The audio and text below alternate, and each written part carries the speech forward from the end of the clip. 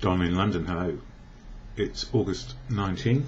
Yeah, August 19th. My videos are all about recovery from addiction to either substance or behaviour. My addictive substance, alcohol, my behaviour could be equally addictive around people, places and things. And romance and finance. Wanting to be in the right relationship with the right girl and making enough money to make life worth living. Just that. After all, isn't that what it's all about? So somehow along the way, not only did I learn how to drink to excess, I kept on doing it. And I sought out people who did exactly the same thing, enjoyed life with a drink in hand. Hopefully in the romantic department and also in the finance department of living. I'm just shutting down my email so we don't get off noises. So, how am I today? How do I feel today on this particular day? Well, sun is shining. I haven't had a drink for quite a while, but it's only one day at a time that I achieve this because I live in the day. I feel okay in many respects.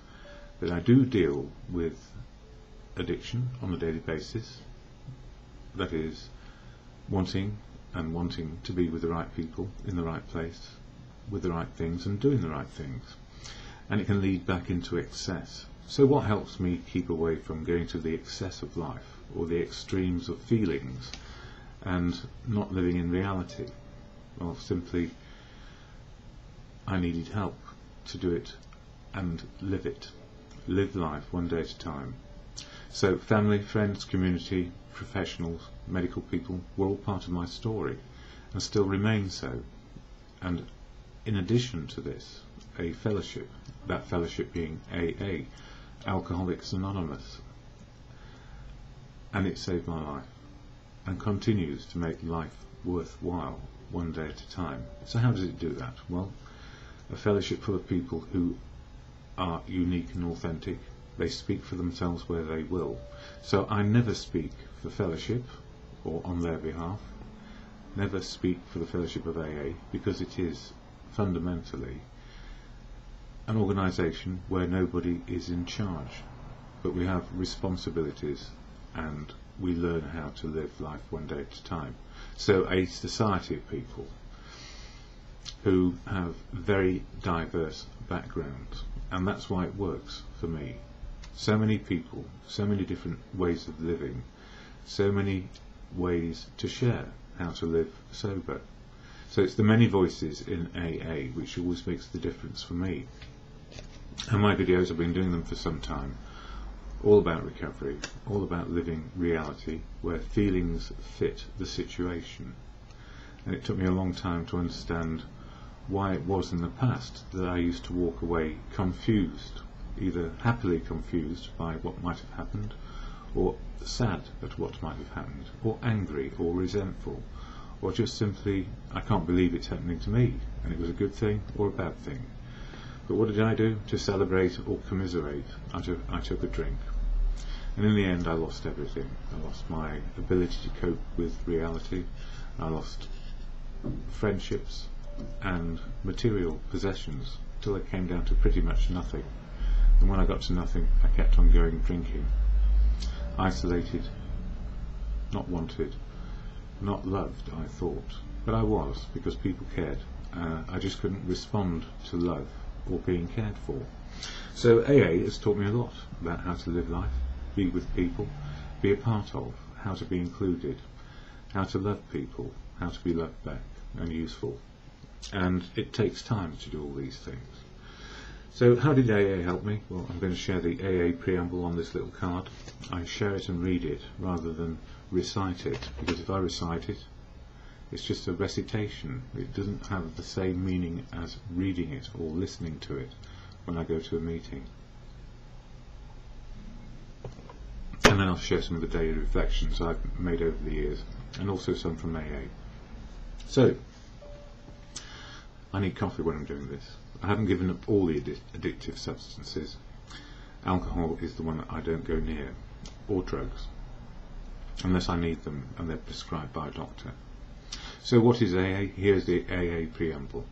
Alcoholics Anonymous is a fellowship of men and women who share their experience, strength and hope with each other, that they may solve their common problem and help others to recover from alcoholism. And the way that we do that, we go to meetings, form groups, and we get on with recovery.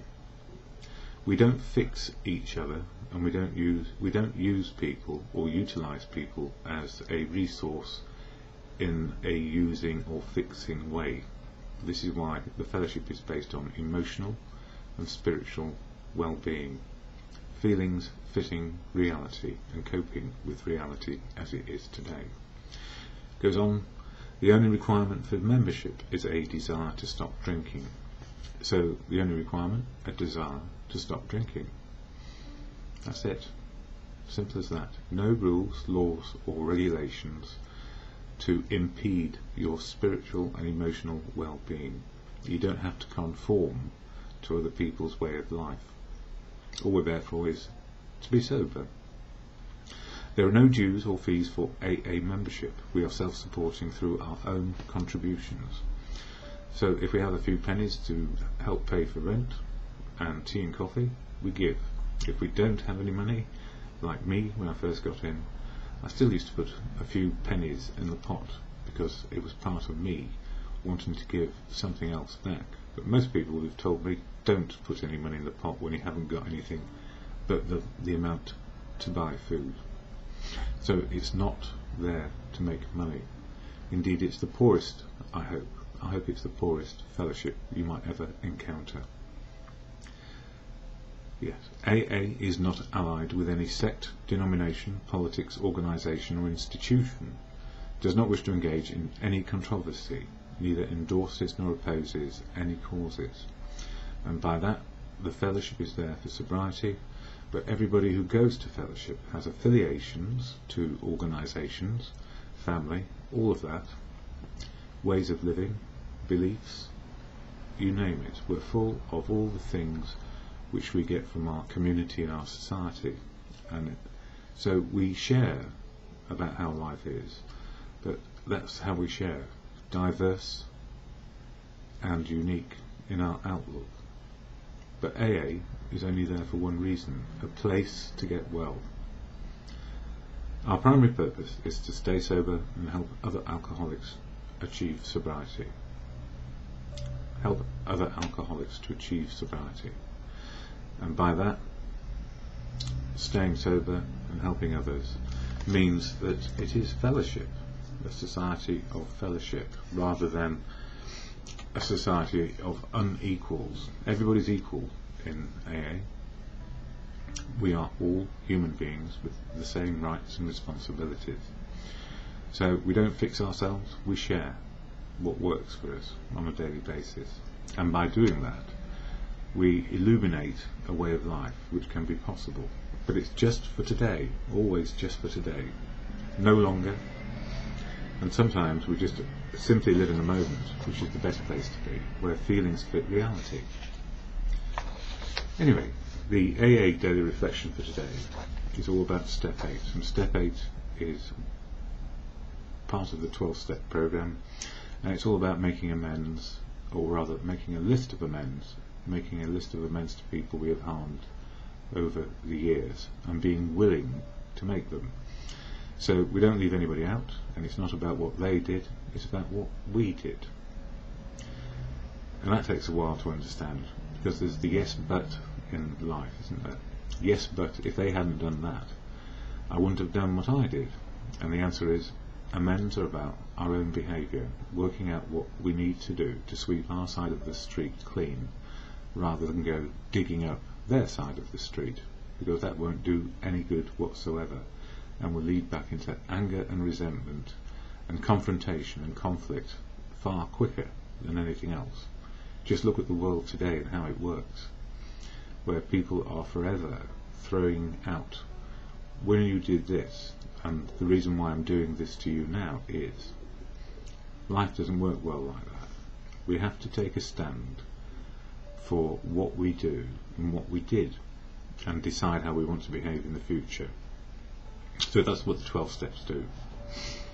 So today's AA daily reflection was around a frame of reference. This is for August 19.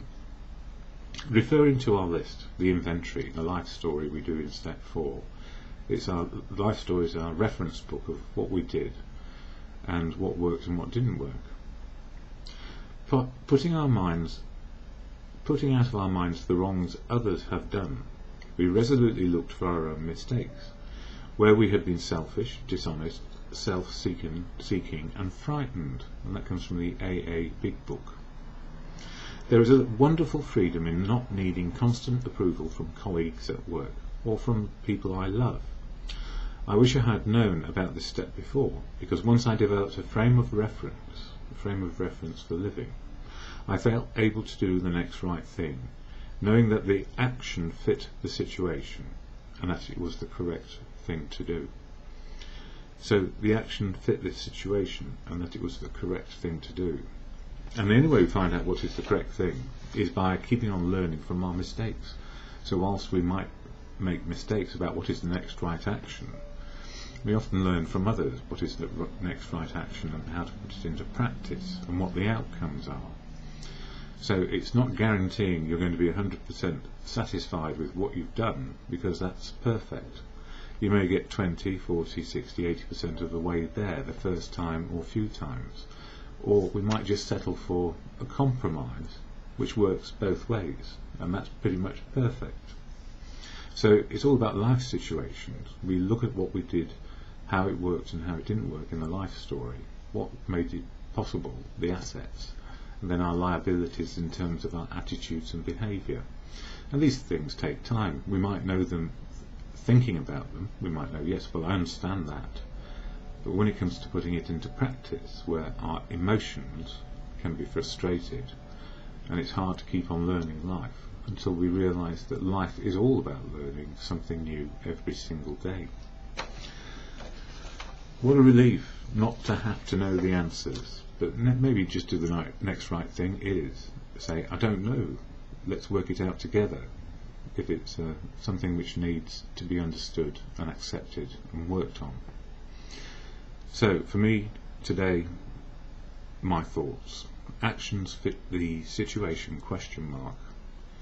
Yeah, do the actions fit the situation? It took time to experience feelings in the moment, that is, my feelings as they are happening. So I'm trying to explain this well. We always have our feelings, and most of the time I used to suppress mine because I wasn't quite sure whether they were appropriate. So I would go away and think about the feelings I've just had, or walk away from a very wonderful situation and think, why do I feel wonderful, and why didn't I just say the same thing back to that lovely girl I met and see what happened? Or say, I feel good about the job which is being offered to me, or I feel good about just being part of what's happening right now, a social event, or something to do with the way we live our lives. Back in the day, I often walked away from situations confused, and only then wondered how I felt.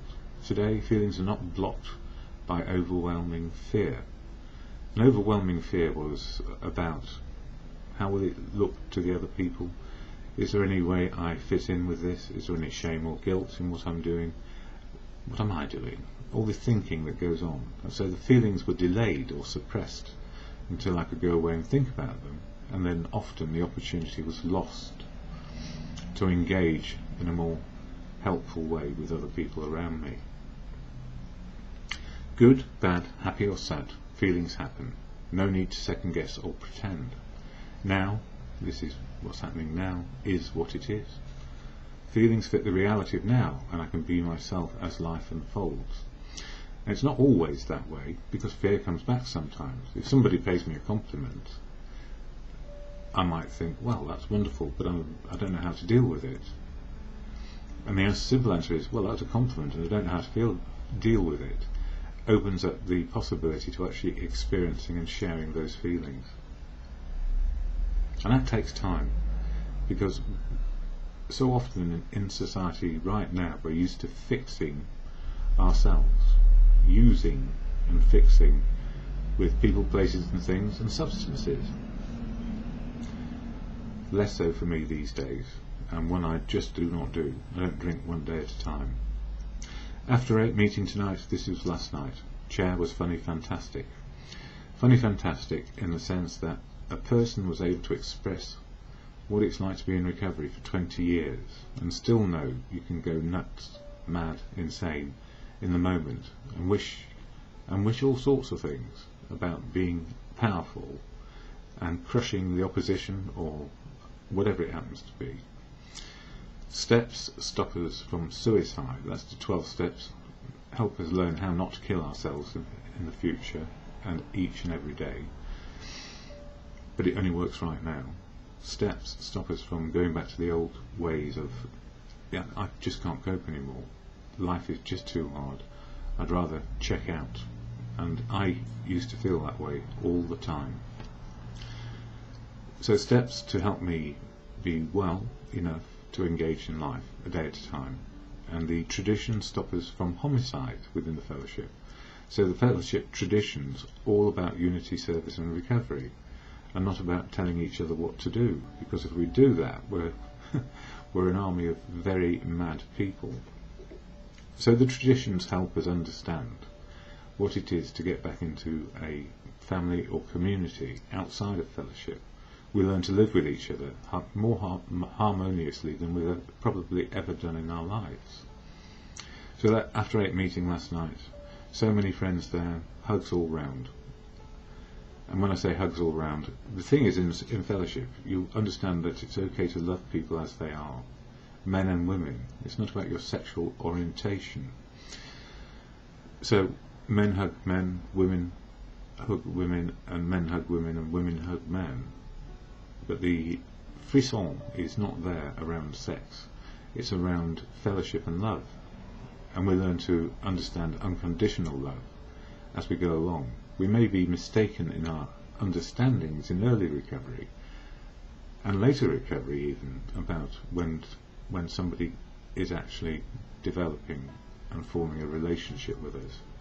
But in fellowship it's pretty much about being sober. Never say never to anything to do with romance. And the reason I say that is we may all be being restored to sanity on a daily basis, but what do they say about fruitcake? Fruitcake normally has alcohol to preserve it. If you take the alcohol out of a fruitcake, you're still left with a fruitcake. So it can be nutty and a bit weird at any time. And we can mistake unless we're truthful. If we are truthful in our outlook and share the truth of how we feel, we settle into a pattern of acceptance over mistakes made, or we settle into a pattern of acceptance around exciting times, whatever they may be. And previous years, so that was, in the world right now, everybody's trying to fix things. And politicians say these days we need more social mobility, we need to pull people out of the gutter, or we have to tell people to get out of the gutter and start working. Well, the whole of society is being led to believe it's okay to fix, okay to use, okay to develop material wealth. And the problem with material wealth at the ground level, it's not very mobile. And when people say get on your bike and get a job, when there's no work to be had where you live and you've been stuck there because nobody wants to buy your property, life gets very, very difficult. And I'm not saying there are any answers that I can offer to that, but old political thinking is as useful. What do you say? Well, there's a phrase about usefulness. It's left my brain temporarily. Previous years, agnostic, atheist and believer all in one. Back then and even now, when I feel the need to think, isolated and alone, the agnostic and atheist prevails in self-will. So when I can't work it out and I feel awkward, or will people understand why I feel this way, even about the most simplest things, like how to have a conversation, I can think myself back into old ways where self-will comes back and I sit there and think I need to do it my way. Actually, pretty much I do it my way, but I don't need to think about it or try and impose myself on anybody else. I don't get that feeling of isolation and self-will rising, because if I'm with people, it's about shared understanding. So, when I share and ask for help, I receive truth, love and wisdom. For me, the believer prevails in conscious contact with you today. So my higher power, when I go to a meeting, the group is the higher power, because there resides more wisdom than I have. Same as maybe the person on the bus, the man who sweeps the street, the banker who's going in to do a shareholders meeting. They may have something to offer. Or I might have something to offer. You never know. That's the way it works. We find something which works and we share about it. And another ego versus esteem. So my ego is quite brittle, and underneath all the fears, shames, guilty thoughts and feelings and actions may prevail in ego. Because if you really knew me, would you really want to know me? So self-esteem these days means I have the faith, courage and confidence to develop my own personal outlook, to live well and to good conscience, and to share it, and also share my fears, what made me shameful, guilty and all the rest of it. So back then, self-will run riot, and it was when I was drinking, because I still tried very hard to fit in, no matter what. If I were to fit in, then nobody would bother me about my drinking. Ego, raw, and no room for faith. Now, as I see truth and wisdom shared, I am open to learning, and as Gandhi said, God is truth, love, and wisdom of others. And I go with that, because truth is not what I have in my head. I have opinion and belief based on what I know so far. So I'll never get to the absolute truth of everything, because it's coloured by my opinions. But the more I listen and find truth, then I'm able to develop how to love and be loved back, and get wisdom as life goes along. Interdependent in the reality of now, equal to listen and to share, learn and grow today. So as I learn and grow today, and last night was wonderful, I came back so happy. I saw so many people I haven't seen for ages, and it's at a meeting called the After Eights. It means after 8 years sober. Those are the people who do the sharing to start with. And then people who are maybe 1 day sober make their first sentence out loud. And my first sentence out loud was, Don, I reckon I must be an alcoholic listening to you people. So it was still us and them, or me and them, and now it's us. I've learned a lot, and it just keeps on happening. I learn a lot about me all the time, and I know that I deal with 3 things really. Recovery, which is absolutely critical to what happens with the other parts of my life and conditions I have. And I mentioned it last night, type 1 diabetes, a few years in, caused by a virus, and not lifestyle. Well, maybe lifestyle, because I had a tooth out, got an infection, got a virus, and then the pancreas packed up making insulin. And also properly diagnosed with clinical depression, and other things have happened along the way to do with nerve damage and chronic exhaustion or fatigue, which I didn't realise was affecting me quite as badly as it was, because we live with what we have and do. So what made it, and I shared last night, the most important thing was I was sober long enough to understand how to deal with type 1 diabetes, and I've been long enough around to get professional support for these other conditions, and listen to what other people know about these conditions because of science and experience as professionals. And that's why AA is always non-professional. You know, we go there as equals, non-professional, nobody with a better take on life, because we learn from each other. From those who sweep the floor, to making the tea, to running the meeting, to just being there for the first time, or maybe 40 or 50 years, as was the case last night. All these people, so diverse. What can I say? Well, in any moment, the serenity prayer or meditation works for me. It's always about can do, can't do, wisdom to know the difference. I know I can change my own attitudes and behaviour. I know I'm not here to change your attitudes and behaviour. And I keep on learning the difference around that every day. So the wisdom which comes in the form of truth, love, from others' perspective and outlook, and my own. It's a work in progress rather than perfection and then decay. So if we're learning, we're progressing. If we stop learning, we decay in some way or other, and we get forgetful about what's good for us. So the serenity prayer, or exaltation or meditation to God or in good conscience.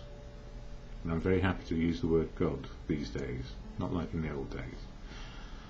God, grant me the serenity to accept the things I cannot change, courage to change the things I can, and the wisdom to know the difference for me, always, in the moment, and just for today.